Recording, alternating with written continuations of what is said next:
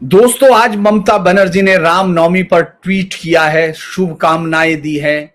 वही ममता जो 15 साल तक जय श्री राम का नाम सुनते ही नीली पड़ जाती थी, वही ममता जो कहती थी कि बंगाल में राम पूजा नहीं सिर्फ दुर्गा पूजा होती है, वही ममता जो राम मंदिर जुलूस पर जिनकी सरकार हर साल सख्ती करती थी और दंगे का डर दिखाती थी। लेकिन आज भवानीपुर में शुभेंदु अधिकारी राम नवमी के जुलूस निकाल रहे हैं तो ममता को अचानक राम याद आ गए।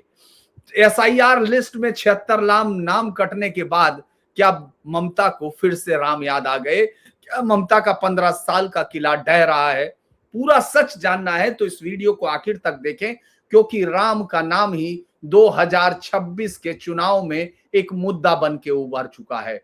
आज अगर हम ममता बनर्जी की बात करें तो आज ममता बनर्जी का एक ट्वीट आया जिसमें उन्होंने कहा, greeting to all auspicious occasion of Ramnavami, I wish the celebrations of the Ramnavami all success in a peaceful manner, I appeal to the maintain and uphold the value of peace, prosperity and development of all.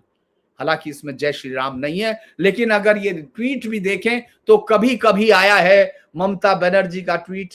नमस्कार, Dhirendra पुंडी news point में आप सभी का एक बार फिर से स्वागत है, क्योंकि हम ममता बनर्जी के ट्वीट को देखना चाहते हैं। इससे पहले 2018 का एक ट्वीट था, greeting to on the occasion of Ramnavami. 2024-25 में लगभग एक ही ट्वीट है, पीस टू अपील लगातार करती रही है। लेकिन यही ममता बनर्जी अगर जो 2019 से 2023 तक अगर जय श्री राम का नाम सुन लेती थी तो आपको वो तमाम वीडियो याद होंगे। वो चिल्लाती थी काफिले से उतरकर और कहती थी एंटी सोशल, इन तमाम लोगों के खिलाफ एफआईआर होती थी। याद होगा आपको, बीजेपी आईटी सेल के एक आदमी ने कहा था, ममता दीदी जय श्री राम का नाम सुनकर नीली पड़ जाती हैं। दरअसल 2024 में ही रामनवमी को पहली बार पब्लिक हॉलिडे घोषित किया गया था, उस वक्त जब चुनावी साल था। यानी ममता बनर्जी को भगवान श्री राम के भक्तों की ताकत का भी ऐसा हो रहा था। लेकिन अगर आप देखें आज ऐसा क्यों हुआ, क्योंकि भगवान राम याद आ गए। इसके लिए बीजेपी दरअसल इस समय पूरे प्रदेश में 5 दिन तक ये जुलूस निकलेंगे रामनवमी का। इस बार बहुत बड़ा बीजेपी एक आयोजन कर रही है। आज जब हम लोग बात कर रहे हैं उस वक्त भी इस समय बंगाल में यात्रा निकल रही हैं, अलग अलग जगह से 200 यात्राएं निकल रही हैं जो इस समय श्री राम, और एक में तो खुद शुभेंदु है, दूसरे में सुकांता मजूमदार है, और तमाम जगह से अगर ये हम कहें कि तमाम लोग इस समय बीजेपी की इस जो रामनवमी की यात्रा है उसमें जा रहे हैं, क्योंकि सबको मालूम है कि राम इस समय बेट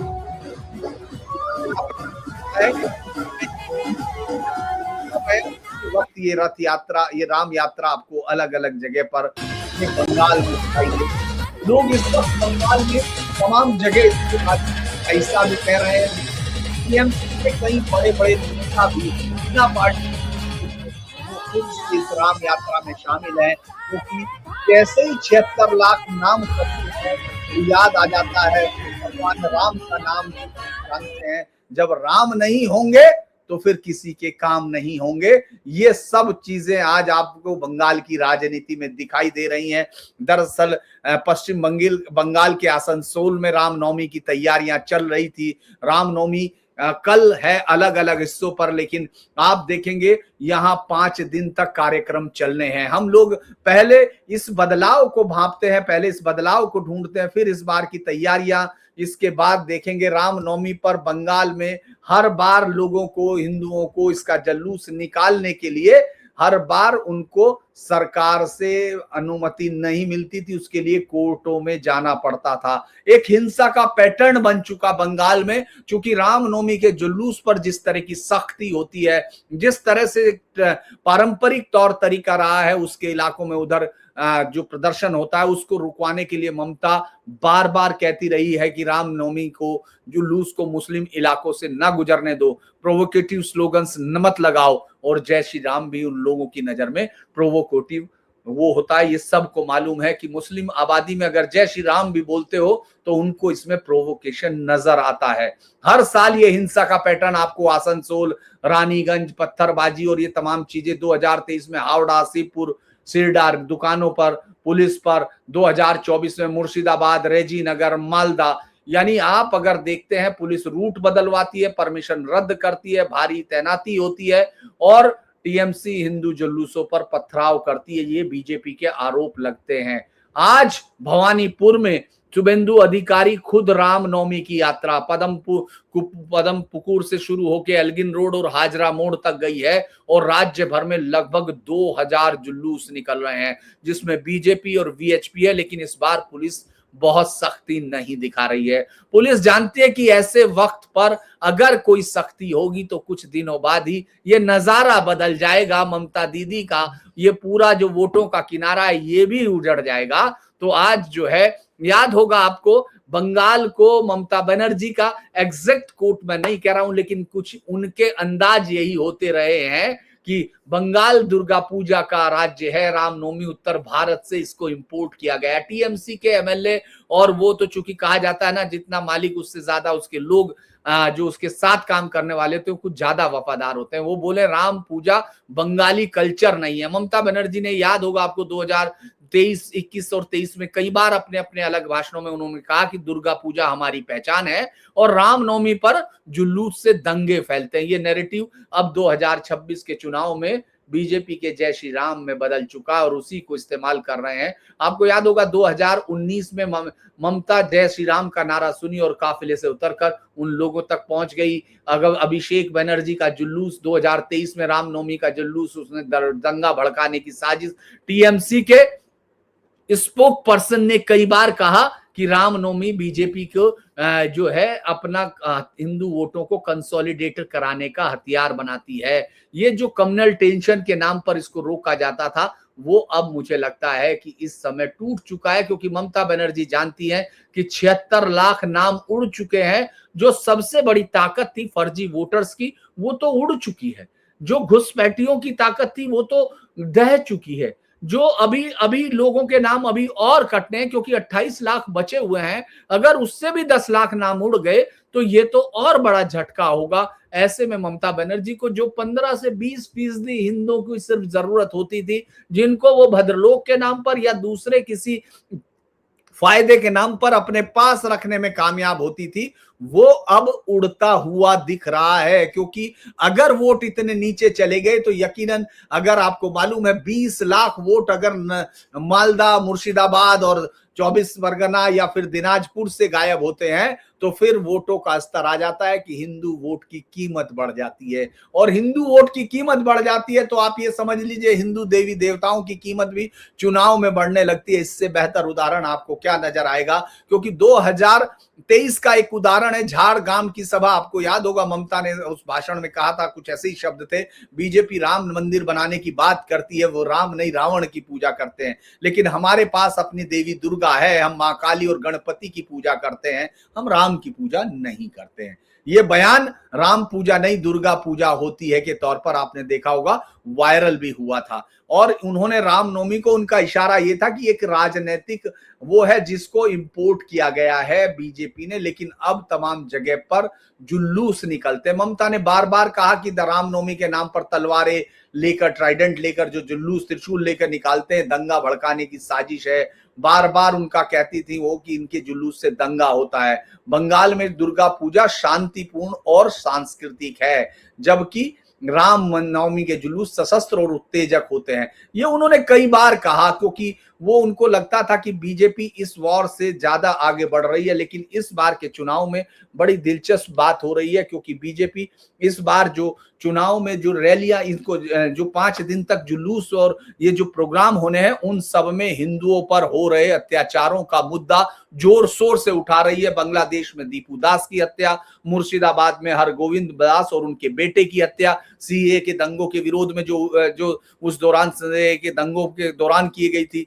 टीएमसी भी अब कार्यक्रम करेगी, पार्टी हुगली में निकालेगी अस्त्रहीन संकीर्तन रैली। उसका कहना है कि जय श्री राम कह देने से राम सिर्फ बीजेपी के नहीं हो जाते। तो ये जो सिर्फ ममता बनर्जी का नहीं है, ये ममता बनर्जी के उनके कार्यकर्ताओं को भी मालूम है कि नेता भले ही कुछ कहे, जीत तो वोटों से होनी है और वोट राम का विरोध करके तो नहीं आते हैं। रामनवमी की तैयारियां पूरे बंगाल में अब हो रही हैं ये, लेकिन आसनसोल का हमने जिक्र किया क्योंकि 2018 में रामनवमी पर हिंसा हुई थी। रानीगंज और आसनसोल के बाजारों में लगभग 100 से ज्यादा दुकानें फूकी गई, घर जला दिए गए थे, 3 मौतें हो गई थी और कर्फ्यू लगाना पड़ा था। चूंकि 23 और 29 अप्रैल को विधानसभा वोटिंग होनी है, रामनवमी बीजेपी और टीएमसी दोनों के लिए एक ऐसा सवाल है जिसको उनको हल करना है। बीजेपी है उसके लिए अपनी श्रद्धा भी दिखाती है, बीजेपी घूमती भी है।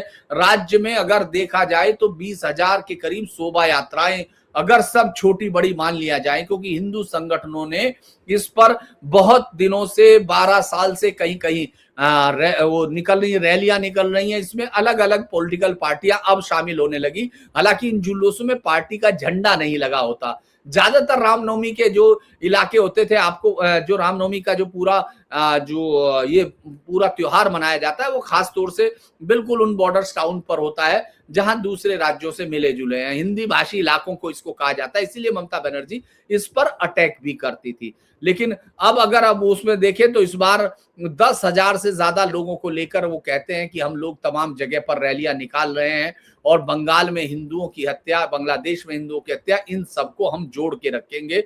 वक्फ संशोधन के बिल वालों को उनको बाकायदा बताया जा रहा है। और ये भी लगातार, चूंकि इस बात को बीजेपी कहती है कि अगर तमाम लोग मुहर्रम पर अगर वो ले जा सकते हैं तो फिर हिंदू रामनवमी पर क्यों नहीं ले जा सकते। पुरुलिया जैसे इलाके में जहां 82% आबादी हिंदू है, वहां की रघुनाथपुर सीट बीजेपी के पास है।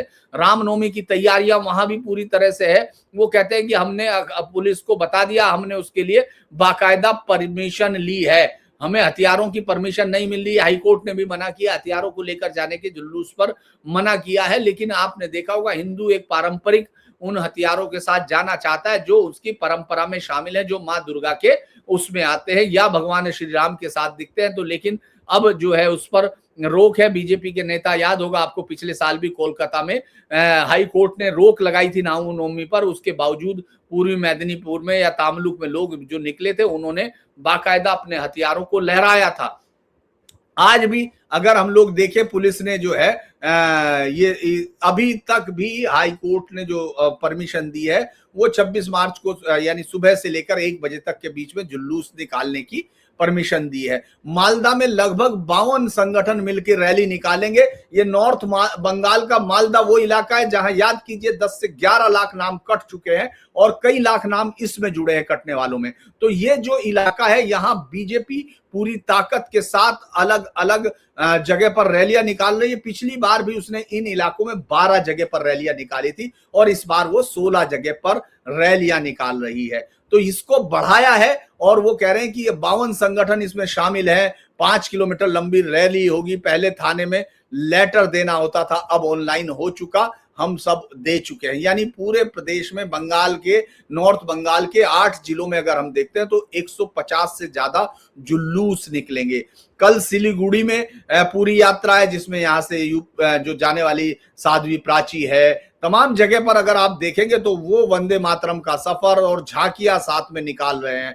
अगर हम ये देखें कहां कहां ये जो होगा तो बीरभूम में है, बांकुड़ा में है, पुरुलिया में है, नॉर्थ 24 परगना में है, यहां सब है।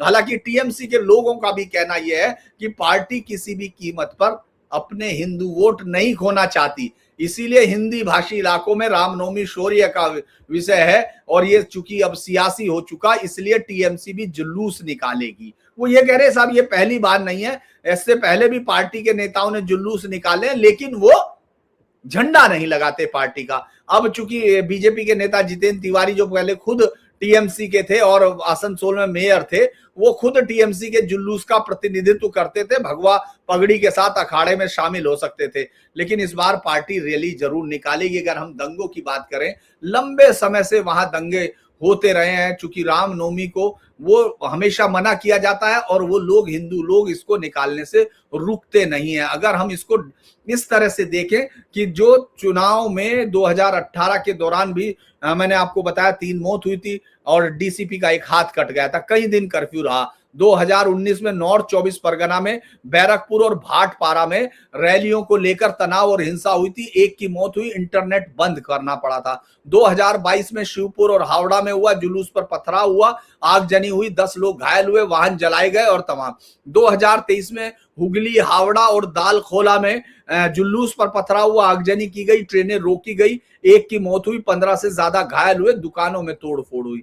2024 में मेदिनीपुर और मुर्शिदाबाद यानी जुलूस पर पत्थरबाजी और हिंसा हुई, 20 से ज्यादा लोग घायल हुए थे। तो रामनवमी पे 2025 में भी मालदा और हावड़ा में रामनवमी के जुलूस पर पत्थर फेंके गए और बम फेंके गए, 20 से ज्यादा लोग घायल हो चुके हैं। अब जो टीएमसी के तमाम नेता हैं वो भी ये कह रहे हैं, चूंकि माहौल आ चुका है तो आपको ऐसे नेताओं के बयान आसानी से सुनाई दे रहे हैं जो ये कह रहे हैं कि भाई जय श्री राम कह देने से श्री राम सिर्फ बीजेपी के नहीं है, हम लोग भी राम के हैं और इन रैलियों में भले ही सीधे नेता शामिल नहीं होते लेकिन पार्टी के कार्यकर्ता ही सारा काम काज देखते हैं, रैली निकलती है और हम इसके बारे में 2014 से ही हम रैली निकालते हैं, लोकल नेता शामिल होते हैं। तो इस पर ज्यादातर लोगों का अब यही मानना है कि आसनसोल और दुर्गापुर में ज्यादातर विश्व हिंदू परिषद रैलियां निकालती है और कुछ अखाड़ों को टीएमसी के लोग भी लीड करते हैं। ये जनरली अब ये बात कहकर इस बात को किया जा रहा कि ये त्योहार जिसके लिए ममता बनर्जी हमेशा अक्सर आपको नाराज दिखती थी,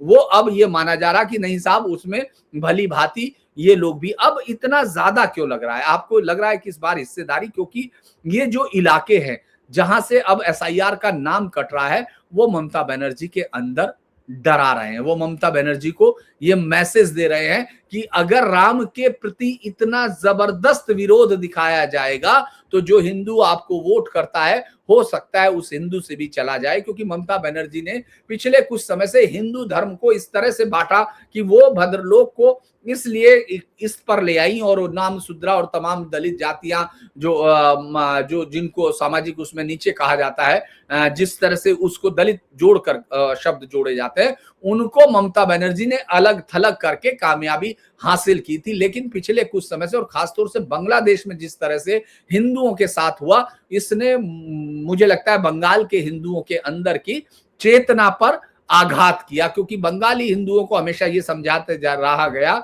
कि साहब, और ये खासतौर से लेफ्ट की ताकत थी जिसको ममता बनर्जी ने हथियाया कि साहब आपको, आपकी भाषा इतनी बड़ी है जिसके आगे जाति और धर्म नीचे हो जाते हैं, बंगाली होना सबसे बड़ी बात हो जाती है। लेकिन वो बंगाली होना बांग्लादेश में काम नहीं आया। बच्चियों के साथ रेप हो रहे हैं, हिंदुओं की लड़कियों के साथ उन पर अटैक हो रहे हैं, लोगों को जिंदा जलाया जा रहा है, ये सब आपकी आंखों के सामने हो रहा है। तो इससे बहुत सारे पर्दे हटे हैं और सोशल मीडिया पर आ रही जानकारियों ने जो वामपंथ के जहर जिस तरह से बिछाया गया था उसके पर्दे को भी काटा है। तो ये भी आपको दिखाई दे रहा है अलग अलग जगह पर। अगर आप देखेंगे तो ये मैसेज इस बार है, ममता बनर्जी इस ट्वीट के साथ ये मैसेज देना चाहती हैं कि हम किसी भगवान राम के खिलाफ नहीं है, बस हम इस पीस बनाए रखना चाहते हैं। यानी वो इस इशारे में भी ये कह रही हैं कि ये पीस के लिए जरूरी है क्योंकि इसमें परेशानियां हो जाती हैं। वो ये ट्वीट कभी और किसी मुस्लिम्स पर नहीं करती, उस पर वो सबके रेड रोड पर जाती हैं और तमाम उनके साथ शामिल होकर ये बताती हैं कि ये शांति का त्योहार है।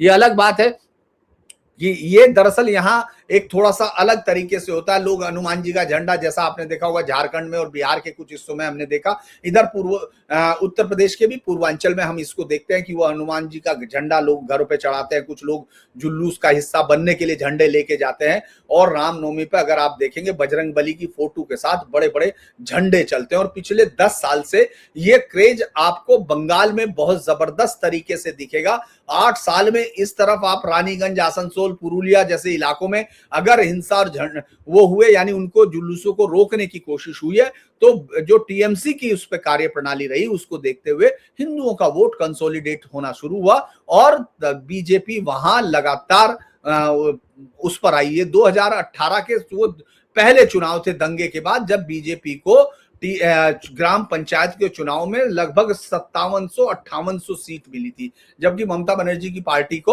38,000 के करीब सीटें मिली थी। लेकिन बीजेपी दूसरे नंबर पर आकर कांग्रेस और टीएम उसको वामपंथियों को पीछे छोड़ चुकी थी। ये बहुत बड़ी। उसके बाद 2019 में फिर हिंसा हुई, राज्य में चुनाव की कानून व्यवस्था पर सवाल उठा और इसने राज्य में ध्रुवीकरण तेज किया। 2014 में ममता ने 34 सीट जीती थी, टीएमसी 22 सीटों पर सिमट गई। 2 सीट जीतने वाली बीजेपी 18 पर चली गई। अगर हम इसको देखते हैं तो ये सीधा बताती है कि किस तरह से जो टीएमसी जितना ज्यादा रामनवमी पर वो करती है, विरोध करती है, उसका सबसे बड़ा कारण होता है। लेकिन आपको मालूम है इस बार भी नंदीग्राम के रेपाड़ा में 22 मार्च को रामनवमी से पहले भगवान राम की मूर्ति को खंडित किया गया। पश्चिम बंगाल के नेता प्रतिपक्ष शुभेंदु ने वहां जाकर विरोध में प्रदर्शन किया और उन्होंने कहा यह सब तृणमूल कांग्रेस के इशारों पर हो रहा है। उन्होंने कहा मूर्ति तोड़ने के पीछे जिहादी हैं और बंगाल में चुनाव की तारीख जैसे जैसे आएगी ये घटनाएं तनाव बढ़ाएंगी। अगर ऐसे लोगों को गिरफ्तार नहीं किया गया तो उनके खिलाफ जबरदस्त तरीके से एक्शन किया जाएगा, हालात बेकाबू हो सकते हैं। तो हम लोग जब इसकी बात कर रहे हैं तो मुझे लगा ममता बनर्जी को जब जय श्री राम याद आ ही रहे हैं तो हम लोगों को ये दर्शकों के साथ शेयर करना चाहिए, क्योंकि चुनाव पल पल बदल रहे हैं और मुझे लगता है कि अगली सूची आने से पहले ममता दीदी जय श्री राम कई बार कहेंगी। हो सकता है वो सामने ना कहें लेकिन घर में जरूर कहेंगी, क्योंकि राम तो संकट में जो हारे तो हरिनाम लेना पड़ता है आपको, यही मेरा कारण। तो अगर आपको ये वीडियो अच्छा लगे लाइक करें, सब्सक्राइब करें, शेयर करें, अगर हाइप का ऑप्शन आए तो हाइप भी करें। नमस्कार।